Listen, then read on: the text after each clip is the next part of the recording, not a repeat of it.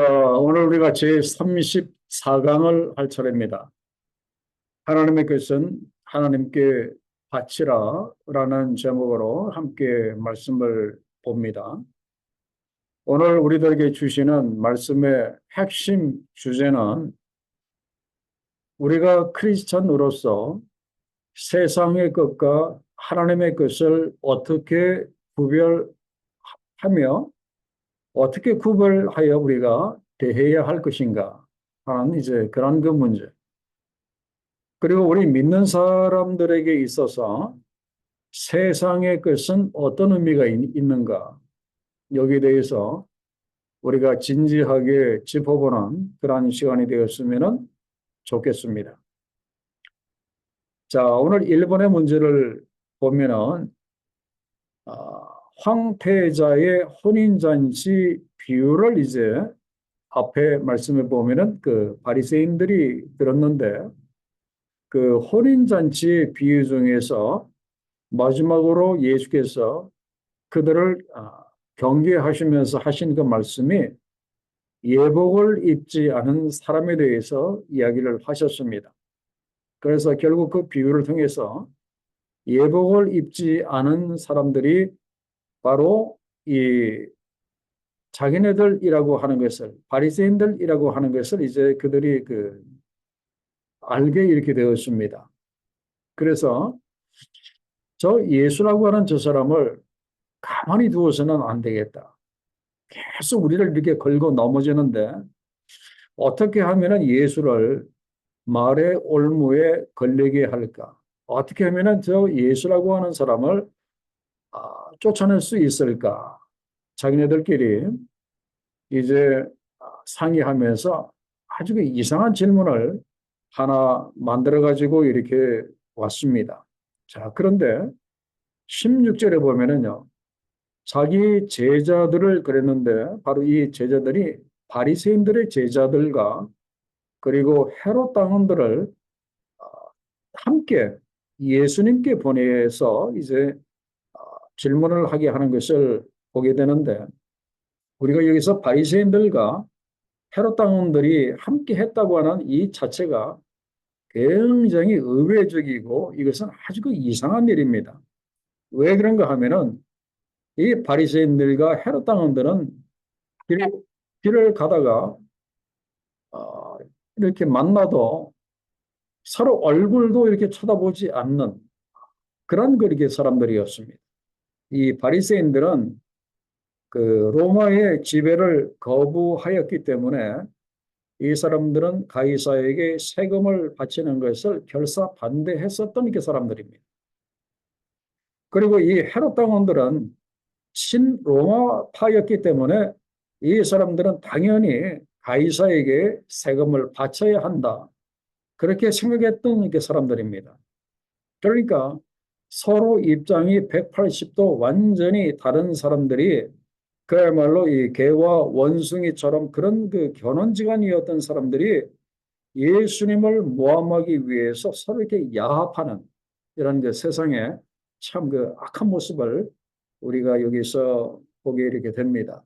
그래서 이 사람들이 와서 어떤 질문을 하는가 하면은 가이사에게 세를 바치는 것이 가합니까? 아니면 불가합니까? 라고 그런 그 질문을 하는데 이 질문 자체도 자기네들의 그 입장을 탁 염두에 두고 하나님께 말입니다.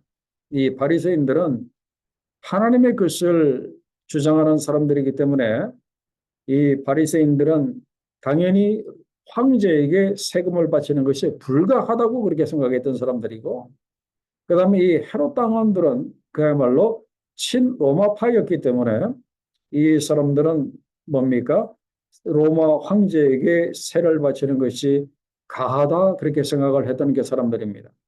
그러니까 이 사람들의 그 입장이 서로 반대되는 사람이 그 반대되는 입장을 가지고 와서 이상한 질문을 하나 이렇게 만든 것은 아주 악합니다. 사악합니다.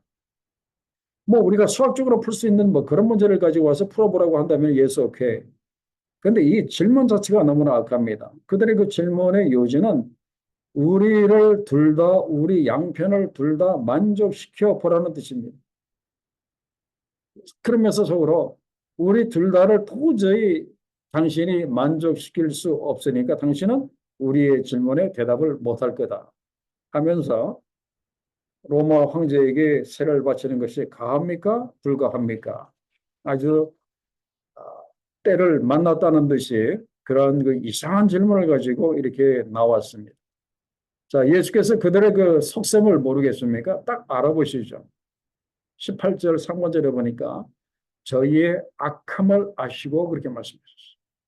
아주 그 질문을 이상하게 이렇게 만들어 와가지고 뭐 예스라고도 대답을 할 수도 없고 그렇다고 노라고도 대답을 할 수 없는 그래서 이렇게 대답도 못하고 저렇게 대답을 못해서 공공에 빠지게 하는 이상한 그 질문을 만들어 온 저의 그 악함을 보시고 예수께서 뭐라고 말씀을 하셨는가 하면은 너희는 외식하는 자들, 너희는 외식하는 자들이다 하면서 어찌하여 나를 시험하느냐. 그들의 그 질문의 궁극적인 목적은 예수님을 지금 그 시험하고자 하는 어떻게든지 예수님을 이 질문에 걸려 넘어지게 하고자 하는 그런 그 질문을 가지고 이렇게 왔습니다.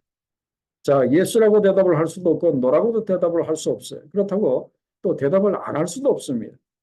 그래서 19절에 보면은 예수께서 뭐라고 말씀을 하시는가 하면은 쇳돈을 가지고 오라라고 말씀을 하십니다. 쇳돈을 내게 보이라. 이 쇳돈이라고 하는 것은 그 사람들이 국가에다가 세금을 낼 때 그 사용하는 그 돈이었습니다.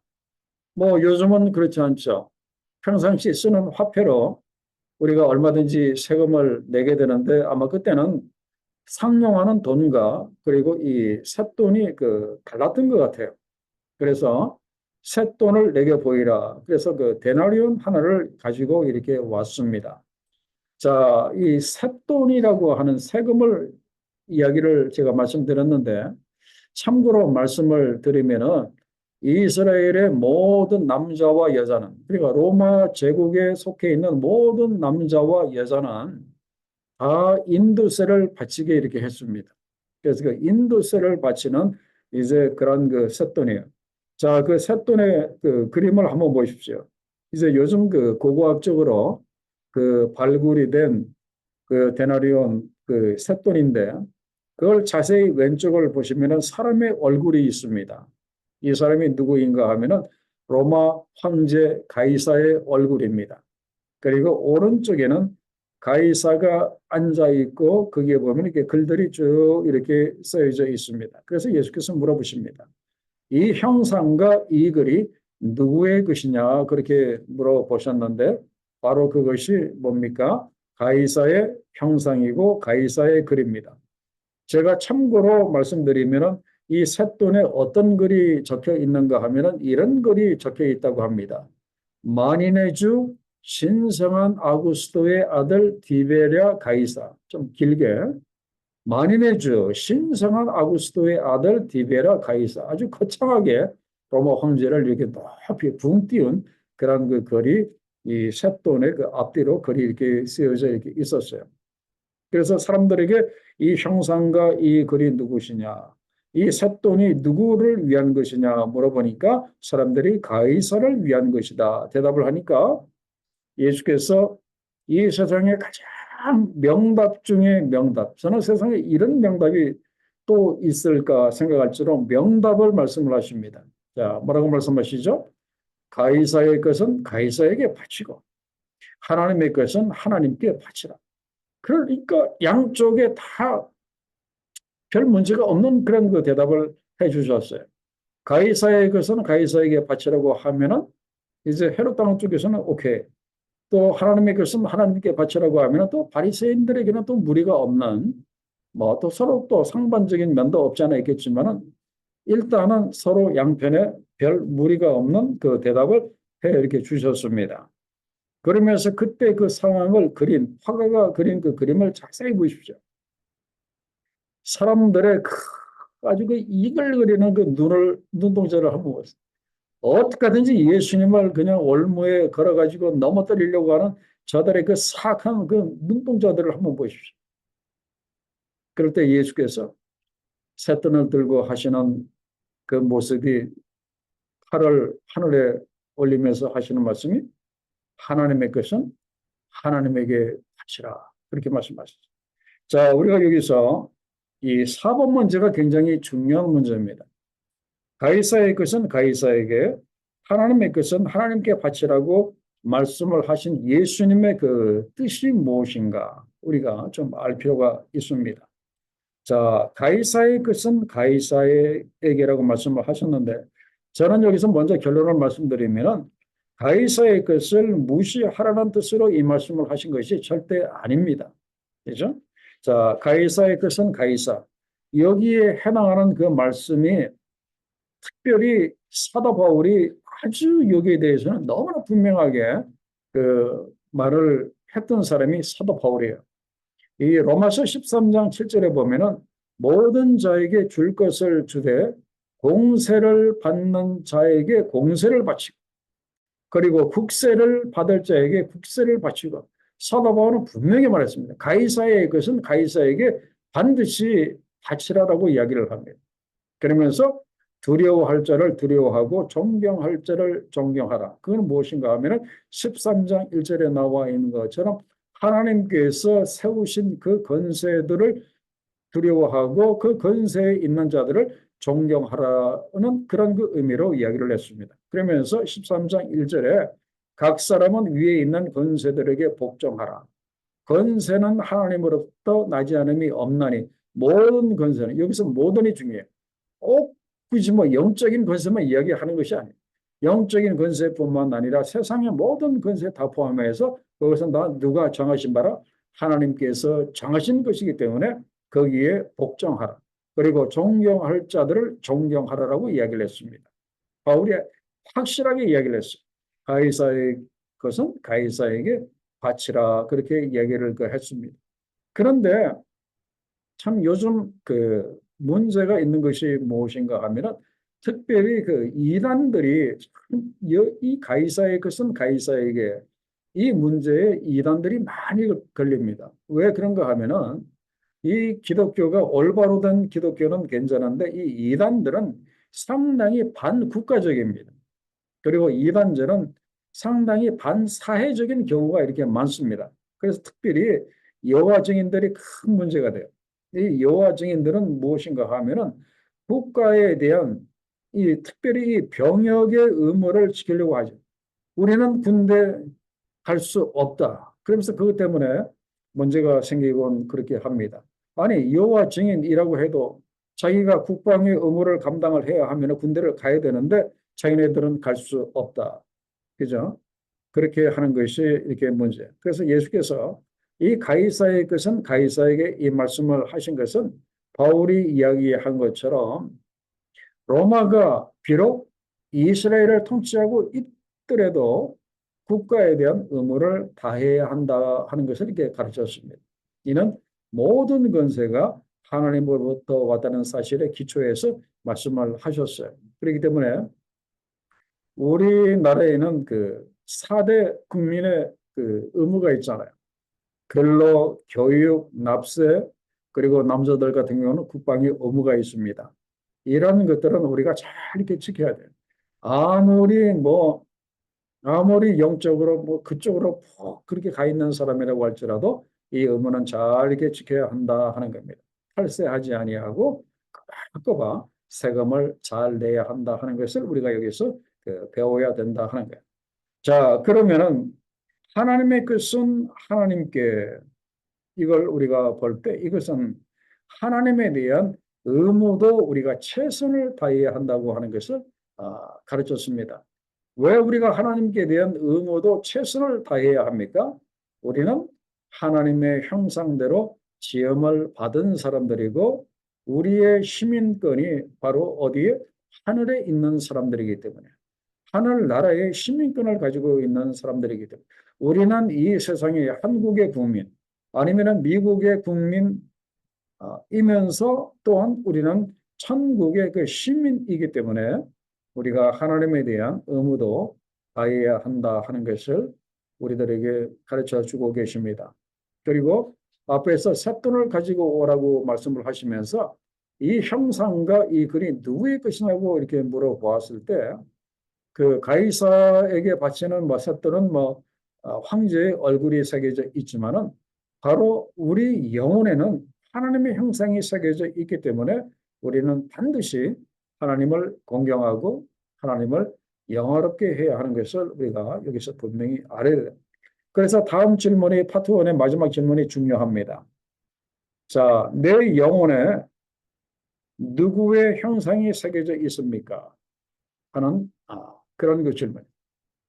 자, 여러분들은 여러분들의 그 영혼에 누구의 그 형상이 새겨져 있다고 생각하십니까?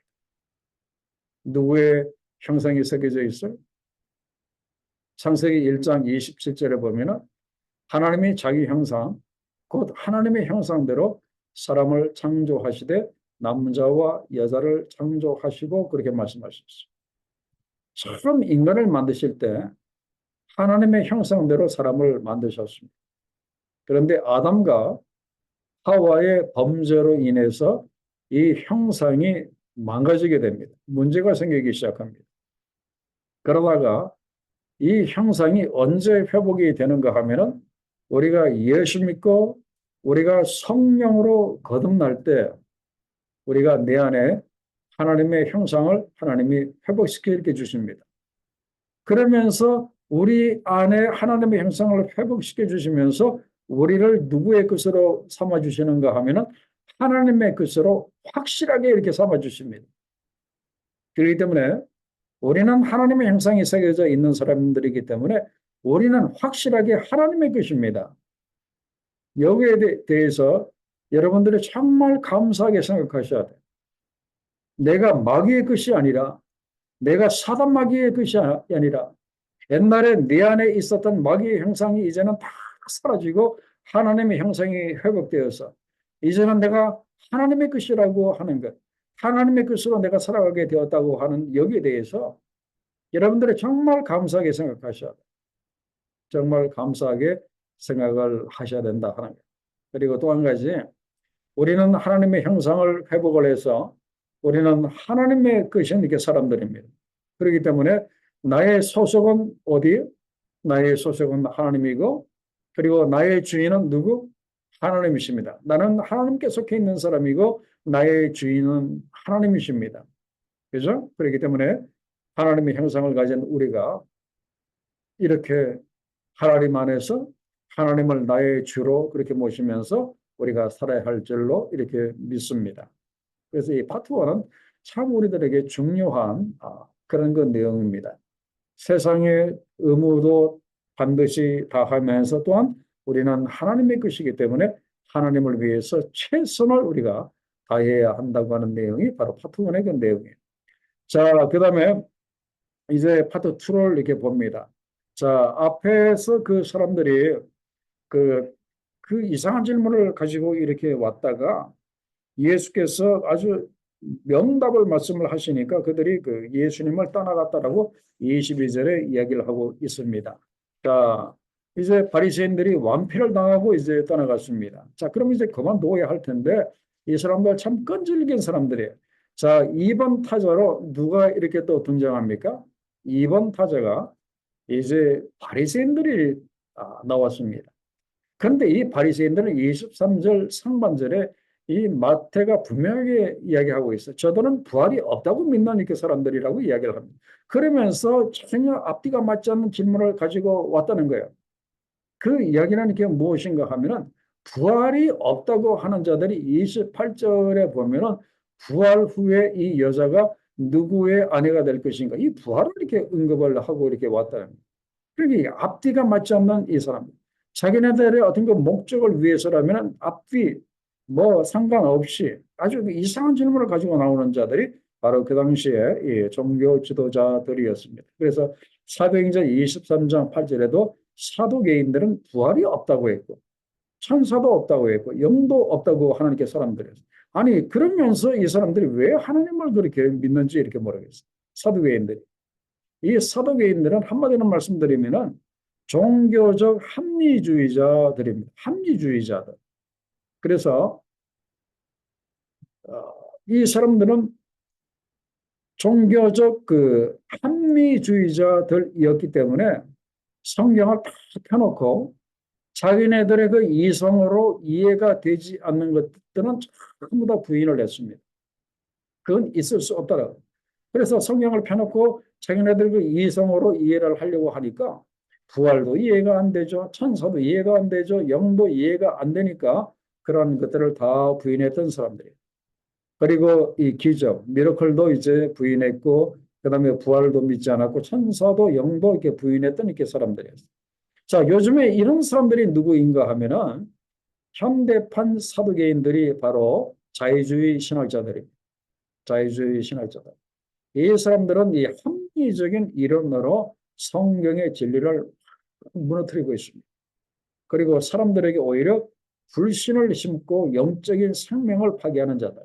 그러니까 현대의 자유주의 신학자들은 그야말로 사단의 도구로 전락해서 사단의 도구로 쓰임받는 이렇게 자들입니다.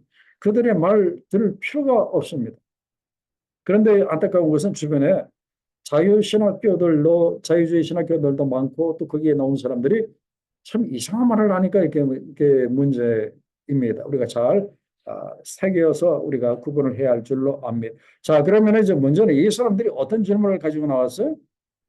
자, 24절에 보면은 모세의 율법을 가지고 이야기를 하는데 모세가 옛날에 이렇게 말을 했다고 하는 거예요. 사람이 만일 자식이 없이 죽으면 그 동생이 그 아내에게 장가를 들어 형을 위하여 후사를 세울지니라 하였나이다. 이건 뭐 옛날에 모세가 정한 율법이기 때문에 맞아요. 바로 그것이 신명기 25장 5절로부터 6절까지의 그 내용이에요. 이 내용은 그 네 글자로 계대 결혼이라고 합니다. 계대 결혼. 또 우리 한국에서 쓰는 말로 하면은 수혼 제도, 또 형사 취수제. 그래가지고 이 형사 취수제는 우리나라 아주 옛날에 그 삼원 시대에도 이 형사 취수제가 이렇게 있었어요. 이것이 뭔가 하면은 자, 한 집안에 결혼한 남자가 아들이 없이 죽었을 경우에 그 죽은 남자의 형이나 그리고 죽은 남자의 그 동생이 그 미망인을 자기 아내로 맞이해서 아들을 낳게 해주는 이 제도가 우리 그 옛날에 삼원시대도 이렇게 있었어요. 그래서 그때는 형사 취수제라고 이렇게 불렀고, 그리고 이스라엘에서는 계대 결혼이라고 그렇게 불렀습니다. 영어로 말하면은 리비리트라고 이제 나와 있어요. 이제 그렇게 부르는데, 자, 문제는 무엇인가 하면, 핵심은 무엇인가 하면은, 모세가 5절과 6절에, 신명기 25장 5절과 6절에 계대 결혼을, 이 법을 세운 그 목적을 우리가 좀 알 필요가 있습니다. 그것이 무엇인가 하면은, 자, 그 여인의 낳은 첫 아들로 그 죽은 형제의 후사를 잇게 하여, 자, 그 다음에 중요한 목적이에요. 그 이름을 이스라엘 중에서 끊어지지 않게 할 것이라. 자, 어떤 남자가 있는데 결혼했어요. 자, 근데 아들을 놓지 못하고 죽었습니다. 그럼 이제 자기 이름이 끊어지는 거예요. 근데 이걸 막기 위해서 자기 아내가 자기 형님이든지 아니면 자기 남동생에게 다시 결혼을 해서 아들을 낳아서 자기 이름을 이제 이어가게 해서 그 사람의 이름을 끊어지지 않도록 하기 위한 것이 계대 결혼의 목적이었습니다. 자, 이걸 이제 참고로 하시고, 그러면서 이 사람들이 만들어 온 이상한 그 질문은, 거기에 보면은 25절에 뭐라고 말합니까? 자, 거기에 보니까 7형제가 있는데 마지가 장가 갔다가 죽어서 후사가 없었다 그랬어. 그래서 그 아내를 바로 그 둘째에게 끼쳐두고, 그리고 둘째와 셋째로 일곱째까지 다 그렇게 하다가, 그리고 결국, 참 이것도 참 이상한 질문이에요.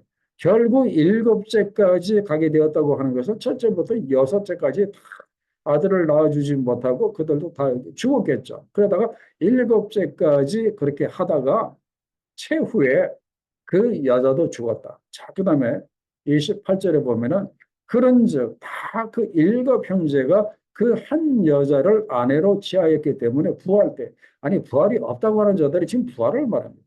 부활 때에 일곱 형제들 중에 누구의 아내가 되겠는가? 좀 아주 개상망측한 그런 그 질문을 만들어 와서 지금 예수 당신이라고 하는 사람이 참 똑똑한 거 우리가 잘 아는데 이번만큼은 대답을 못할 거다. 그래서 이상한 질문을 가지고 지금 이렇게 왔는데, 자, 우리가 여기서 꼭 알고 넘어가야 할 것이 하나가 있는데 무엇인가 하면은 성경에 보면은 이 계대 결혼의 예가 많습니다. 이걸 우리가 좀 알 필요가 있는데, 대표적인 이 리비리트, 이 계대 결혼의 예가 누구인가 하면 바로 유다 집안의 계대 결혼입니다. 여러분 아시죠? 자, 창세기 38장에 나와 있는 그 사건이에요. 자, 거기 보면은 이 유다가 야곱의 넷째 아들, 네 번째 아들입니다. 그리고 유다입니다. 이미 먼저 말씀드리면 유다는 그야말로 유다 지파, 바로 예수께서 오시기로 작정하신 그 지파예요. 자, 그 유다가 수아라고 하는 여자하고 이제 결혼을 해서 엘과 그리고 오난과 그리고 셀라 이 삼형제를 낳았습니다. 그래서 이 엘이 다말이라고 하는 그 여자와 결혼을 했습니다. 그런데 엘이 죽었어요. 자, 그러면은 이 다말이 그 자기 남편으로부터 아들을 못 얻었으니까 유다는 당연히 어떻게 해야 되겠습니까? 이 둘째 아들 오난으로 하여금 이 고멜, 이 그러니까 계대 결혼의 그 역할을 해주는 사람을 고멜이라고 부르는데 고멜의 의무를 그 해야 이렇게 합니다. 그런데 이 오난이라고 하는 자가 고멜의 의무를 고의적으로 하지 않습니다. 왜 그런가 하면은 자기가 형수에게 아들을 낳아주면은 자기 아버지 유다의 그 재산이 형수의 아들에게 갈 것을 이제 생각을 해서 고의적으로 그렇게 합니다. 하나님이 이것을 보시고 이 오난을 죽이십니다. 금방 이렇게 죽이셔요. 자, 그러면 이제 유다가 어떻게 해야 합니까? 세 번째 아들 슬라를 바로 다말에게 주어서 다말로 하여금 아들을 낳을 수 있도록 그렇게 해야 되는데 유다가 안 되겠다. 저 이상한 며느리가 들어와 가지고 첫째 아들 죽고 둘째 아들 죽고 그러다가 셋째 아들마저 죽을 것 같아서 이 셀라를 다말에게 주지 않아요. 그랬더니 다말이 어떻게 하죠? 창세기 38장에 나와 있는 것처럼 자기 시아버지를 속여서 이제 거기에서 자식을 얻습니다.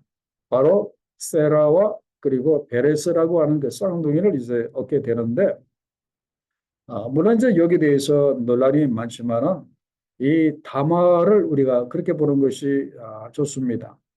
이 유다가 그 뒤에 창세기 38장 26절에 보면 다말 보고 뭐라고 이야기를 하는가 하면은 너가 나보다 옳다라고 이야기를 합니다. 옳게 해겠다고 그 인정을 하는 거예요. 왜 그런가 하면은 이 다말은 개인의 노후 문제를 넘어서 그러니까 그 남자의 그 이름이 끊어지게 않게 해주는 것도 중요한 목적이 있었지만 또 한 가지는 이 미망인이 혼자이기 때문에 나이 많으면 노후 문제가 이렇게 심각합니다. 그래서 아들이 있어야 이 미망인의 노후 문제를 책임져 주기 때문에 그 계대 결혼의 예도 있지만은 그러나 중요한 것은 이 다말은 어떤 생각을 했는가 하면은 자기 개인의 노후 문제를 뛰어넘어서 자기가 이 집안의 맏며느리 아닙니까? 그러니까 당연히 자기가 맏며느리이기 때문에 유다 지파의 그 대를 이어야 하고 그리고 이 지파를 통해서 예수 그리스도가 오게 해야 할 이 의무와 이 책임이 이렇게 자기에게 있는 거예요. 그래서 이렇게 한 거예요. 그래서 유다가 뒤에 가서 이거 다 깨닫고 너가 나보다 옳다라고 이제 인정을 그렇게 해줬습니다. 이것이 그 유명한 유다 집안의 계대 결혼. 그러니까 예수께서 이 유다 집안의 이 계대 결혼을 통해서 오셨다. 뭐 그렇게 말씀을 드릴 수도 있고. 자, 그다음에 또 한 가지가 바로 이 나오미 집안의 이 계대 결혼을 우리가 또 생각하지 않을 수가 이렇게 없는데.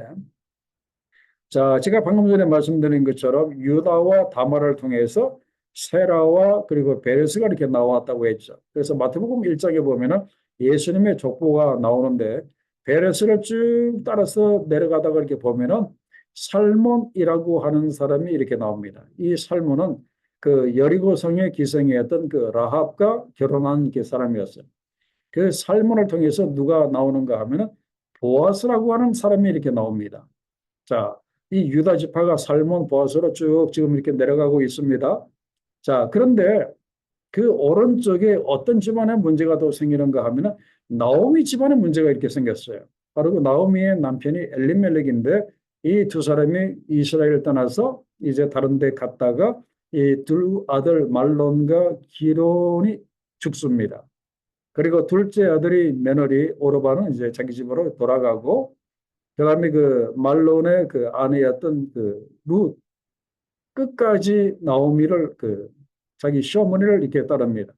그래서 이 나오미가 이 어떻게든지 이 아들 없이 혼자 된 이 룻을 위해서 어떻게든지 그 아들을 그 얻도록 하기 위해서 이 계대 결혼을 해줄 사람을 이렇게 찾습니다.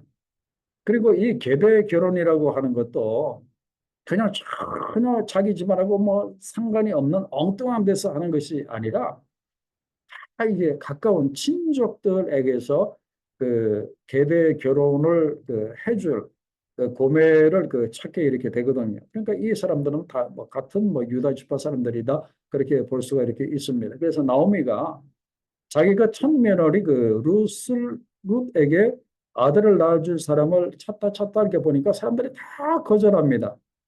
근데 누가 허락을 하는가 하면 나이 굉장히 많은 이 젊은 사람들은 다 거절하고 나이 많은 이 보아스가 이렇게 승낙을 합니다. 그래서 이 보아스와 그다음에 룻이 이제 결혼을 해서 누가 나옵니까? 오벳이 나왔어. 그리고 오벳 밑에 다윗의 아버지 이새가 나오고 그다음에 다윗이 나왔어. 그러다가 쭉 내려가서 거기에 누가 오십니까? 예수 그리스도가 오십니다. 자, 그래서 이제 많은 사람들이 그 질문을 그 합니다.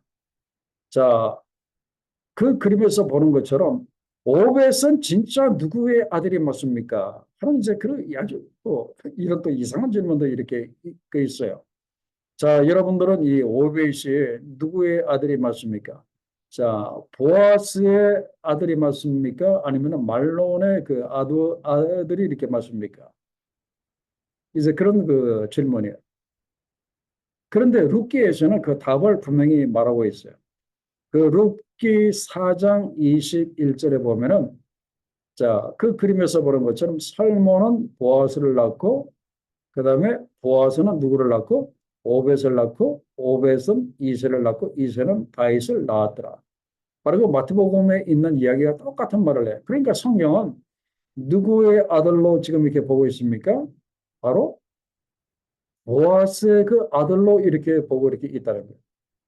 근데 이 보아스는 계대 결혼의 이 고멜 역할만 해줬을 뿐이지 그 당시에 그런 그 법에 의하면은 이 오벳은 당연히 말론의 그 아들 그러니까 룻의 진짜 남편이었던 말론의 아들이 되어야 되는데 성경은 보아스는 오벳을 낳았다. 오벳은 바로 보아스의 그 아들이다라고 그렇게 이야기를 하고 있어요.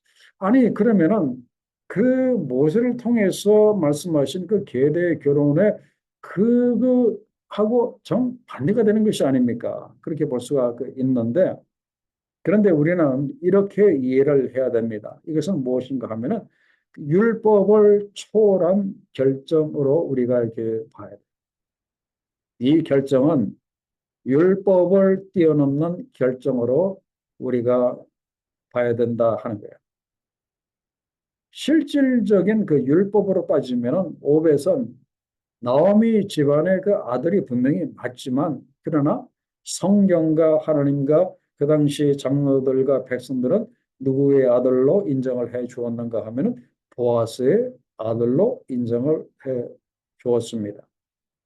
그래서 이것은 율법을 뛰어넘는 하나님의 그 언어였던 것을 알 수가 있고 또 생물학적으로 봐도 사실 오벳은 보아스의 그 아들이 맞습니다. 혈통으로 봐도 그 보아스의 그 친아들 생물학적으로도 맞죠. 그러나 사회 간섭적으로는 말론의 아들이 되어야 되는데 그러나 그걸 뛰어넘는 그런 그 하나님의 그 은혜였다. 자, 사두개인들이, 자, 문제는, 자, 그 다음에 2번 문제를 보겠습니다. 사두개인들이 부활이 없다고 했던 자들이 이런 그 이야기를 만든 의도가 이렇게 무엇인가? 사두개인들은 부활도 없는 사람들이라고 했습니다. 그죠? 그런데 이 사람들은 예수님을 넘어뜨리기 위해서 이런 이상한 질문을 이렇게 만들었고, 그 다음에 이들의 속셈은 무엇인가 하면은, 만약에 부활이라고 하는 것이 있을 경우에 이런 일이 부딪히게 되면은 그 7명의 남자들이 다 저 한 여자를 자기 아내라고 하는 이상한 그 쟁탈전이 벌어지는 아주 해괴한 일이 벌어질 것이기 때문에 부활은 있을 수 없고 있었어도 안 된다고 하는 아주 그런 속셈이, 엉큼한 속셈이 그들에게 이렇게 있었어요. 그런데 이 사람들은 한마디로 그 말해서 부활이 없다고 하는 게 저들이었는데 그들의 삶이 그러했어요. 그 바울이 고린도전서 15장 32절 하반절에서 말한 것처럼 이 사람들은 부활이 없다고 하는 사람들이었기 때문에 그들이 현실에서의 삶이 하나님을 믿는다고 하면서도 그냥 먹고 마시자 그렇게 이렇게 살던 이렇게 사람들이었어요.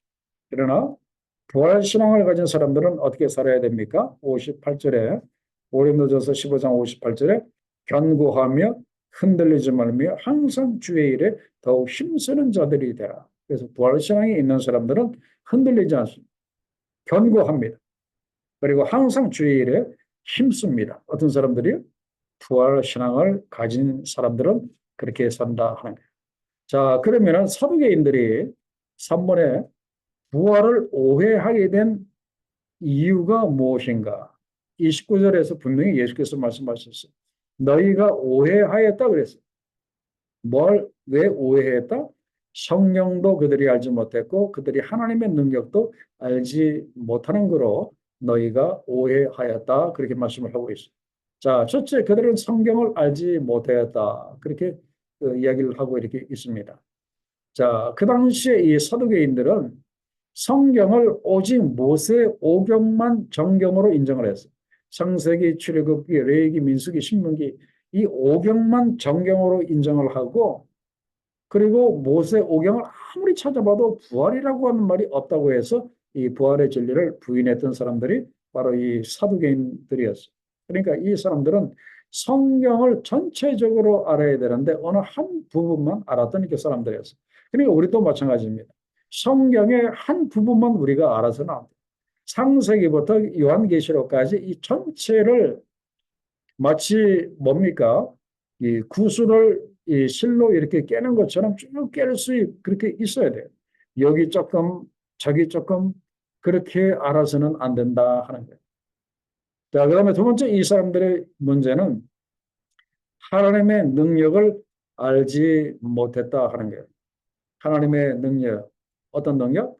죽은 자를 다시 부활시키시는 하나님의 능력을 이 사람들이 알지 못했어요. 그렇기 때문에 부활이 없다 했던 이 사람들이. 그리고 이 사람들은 한마디로 하나님의 능력을 전혀 알지 못했던 그 사람들이 성경도 제대로 알지 못하고 하나님의 능력도 알지 못했는데 어떻게 하나님을 섬기는 사두개인들이 되었는지 모르겠어요.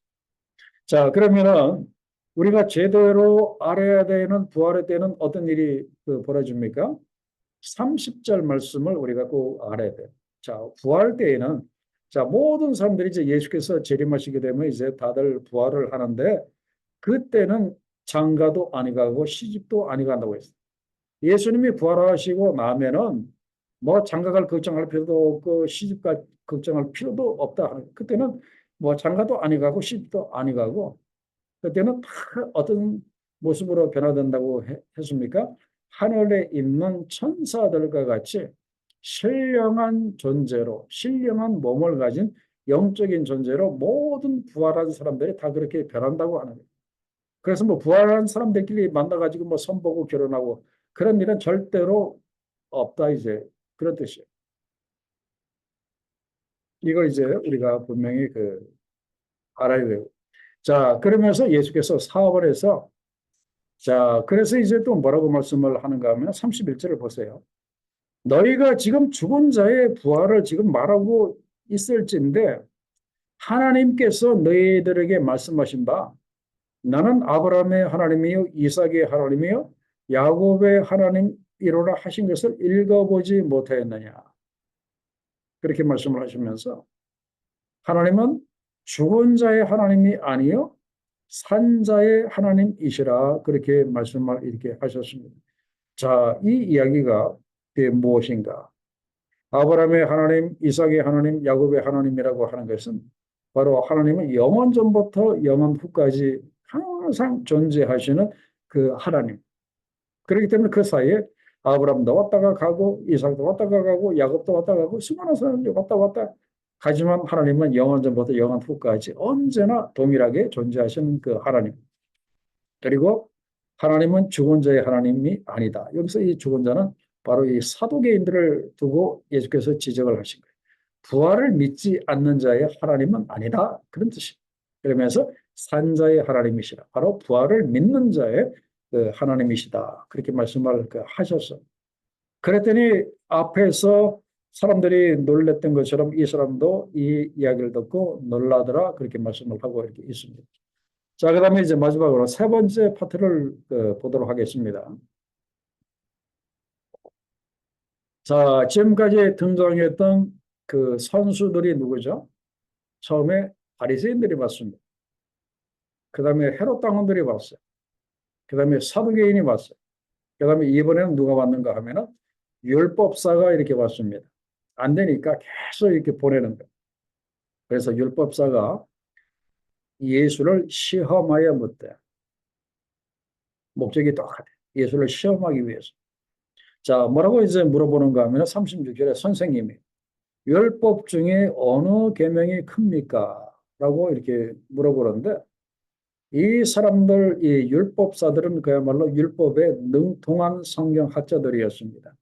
그래서 그런지 이 질문도 상당히 좀 뭐라고 할까? 좀 깊은 이제 그런 그 질문인데 이 율법사들은 그 모세 율법 613개의 그 계명 중에서 어떤 계명이 가장 큰 계명인지 끊임없이 연구하고 그리고 변론했던 이제 그 이렇게 사람들입니다. 이 사람들은 뭐 평생 그것만 이렇게 연구를 하니까 어떤 계명이 가장 큰지 알 거 아니에요. 근데 보통 사람들은 잘 모르는 그런 그 질문이었어요. 그래서 예수라고 하는 사람도 아마 모를 거다. 그래서 이제 그 질문을 가지고 율법 중에 어느 계명이 큽니까? 물어본 거예요. 그랬더니 예수께서 뭐라고 대답을 하시는가 하면은 내 마음을 다하고 목숨을 다하고 뜻을 다하여 주 너희 하나님을 사랑하라 하셨으니 이것이 크고 가장 크고 첫째가 되는 계명이다. 이렇게 말씀을 하셨는데 명답입니다. 이 답은 어디에 있어요? 신명기 6장 5절에 있습니다. 너는 마음을 다하고 성품을 다하고 힘을 다하여 내 하나님 여호와를 사랑하라. 이 첫째, 크고 첫째 된다고 하는 것은 모든 계명의 원리가 되는 계명이라고 뜻이고 가장 중요한 계명이라고 하는 그런 뜻입니다. 그렇기 때문에 우리가 성경에 엄청나게 많은 그 말씀들, 엄청나게 많은 그 계명들이 있는데 우리가 어떤 계명을 첫째 계명으로 우리가 붙들어야 하는가? 나는 어떤 계명을 첫째 계명으로 붙들고 살아야 하는가에 대한 그 답을 우리가 가지고 있어야 돼요. 그게 뭡니까? 하나님을 이렇게 사랑합니다. 먼저 하나님을 사랑. 하나님을 사랑하는데 어떻게? 마음을 다하고 목숨을 다하고 뜻을 다하여 하나님을 사랑하는 것이 내가 살면서 붙들어야 할 가장 첫째 되는 계명이 되어야 한다 하는 거예요. 왜 그런가 하면은 하나님을 정말 사랑할 때 나머지 모든 계명이 다 의미가 있기 때문에 그래요.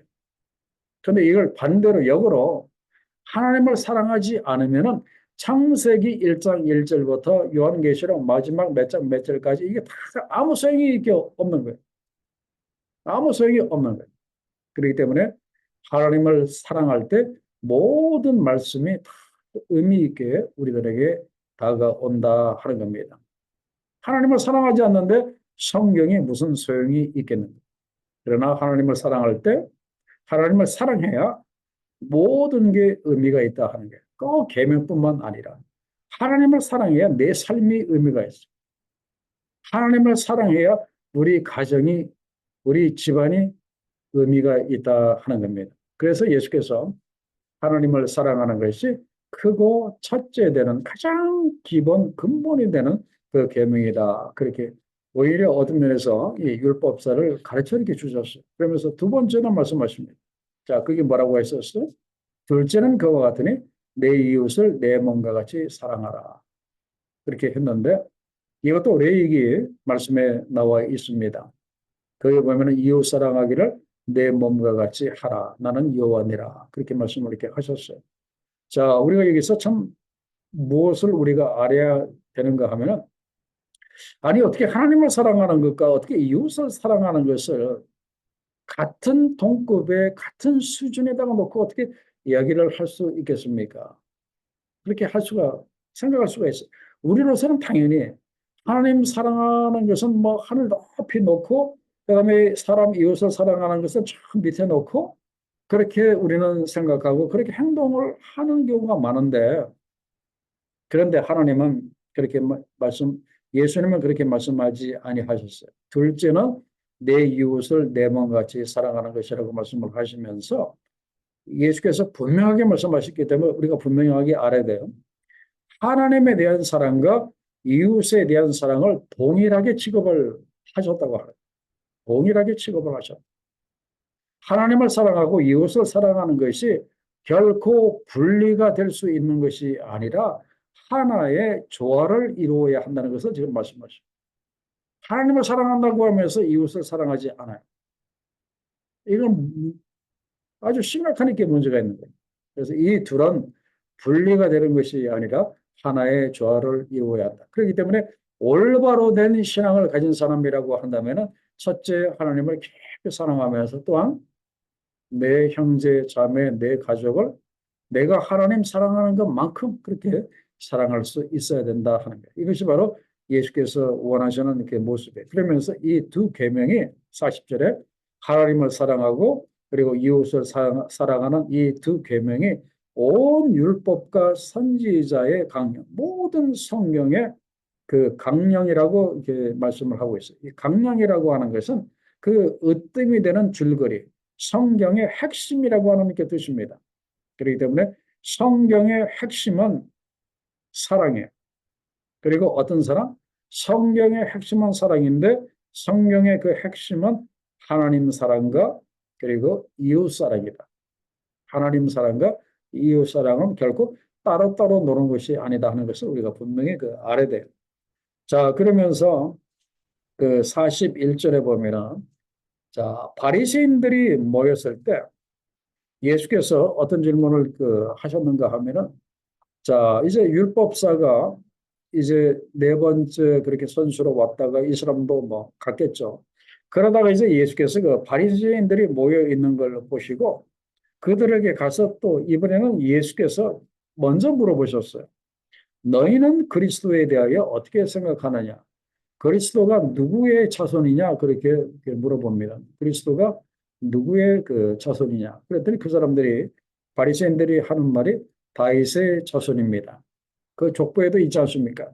다윗이 누구를 낳고 하다가 맨 마지막에 그리스도가 그렇게 나오는 걸로 이제 자기네들은 이제 그렇게 알고 있다. 뭐 그런 뜻이에요. 그랬더니 물론 자 여기서 왜 이런 질문을 하셨는가?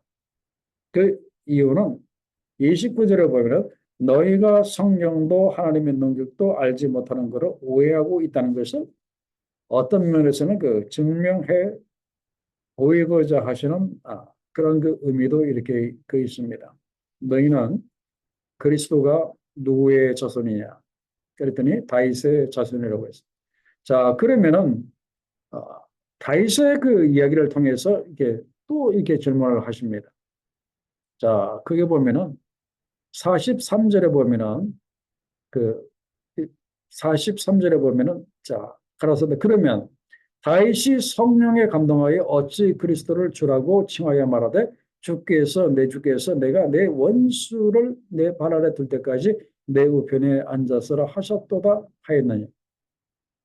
자, 분명히 그리스도가 다윗의 자손이라고 너희가 그렇게 지금 그렇게 대답을 했는데 어떻게 다윗은 자기의 자손인 그리스도를 어떻게 주라고, 어떻게 하나님이라고, 어떻게 주인이라고 그렇게 칭할 수 있겠느냐. 그러면서 45절에 다윗이 그리스도를 주라 칭하였은즉 어찌 그의 자손이 되겠느냐. 이렇게 질문을 이렇게 하셨어요. 이것은 결국 바리새인들의 이 무지함을 깨우쳐 주셨다. 그렇게 할 수 있어요. 왜 하나님이신 그리스도가 다윗의 자손으로 오셨는지 이 사람들은 이걸 전혀 알지 못하고 이렇게 있었거든요. 그다음에 또 한 가지 다윗이 자기의 자손인 예수 그리스도를 왜 주 하나님이라고 불렀는지 이 사람들은 몰랐기 때문에 어떤 면에서는 좀 가르쳐 주시기 위한 의미에서 이제 이런 질문을 이렇게 하셨어요. 그러나 우리는 압니다. 그렇죠? 그리스도는 하나님과 동등하신 분이고 영원 전부터 계셨던 그분이 육신적으로 다윗의 자손으로 오셨지만 그는 하나님이시라고 하는 것을 우리는 분명히 압니다. 자, 그러고 난 다음에 감히 예수께 묻는 사람이 없었다고. 네 명의 선수들이 다 뽑았다가 당하고 이렇게 갔죠. 그래서 이제는 당분간은 아무도 예수께 물어보는 사람들이 없었다. 그렇게 대답을 말씀을 하고 있습니다. 자, 결론 및 적용 부분을 봅니다. 자, 거기에 보면은 우리가 생각을 해야 될 것이 무엇인가 하면은 사람이 예수님을 제대로 알지 못하면은 우리가 하나님을 제대로 알지 못하면 우리가 성경을 우리가 제대로 알지 못하면 바리새인들처럼 그렇게 될 수 있다. 그런 뜻입니다. 엉뚱한 걸로 예수님을 모함하고 엉뚱한 걸 가지고 걸고 넘어질 수 있다 하는 거예요. 우리가 하나님을 제대로 알지 못하고 예수님을 제대로 알지 못하고 성령을 제대로 알지 못하고 성경을 우리가 제대로 알지 못하면은 엉뚱한 걸 가지고 하나님께 시비 걸고 예수께 시비 걸고 성령께 시비를 걸 수 있고 그리고 주의 종들에게 시비를 걸 수 있다. 그런 뜻입니다.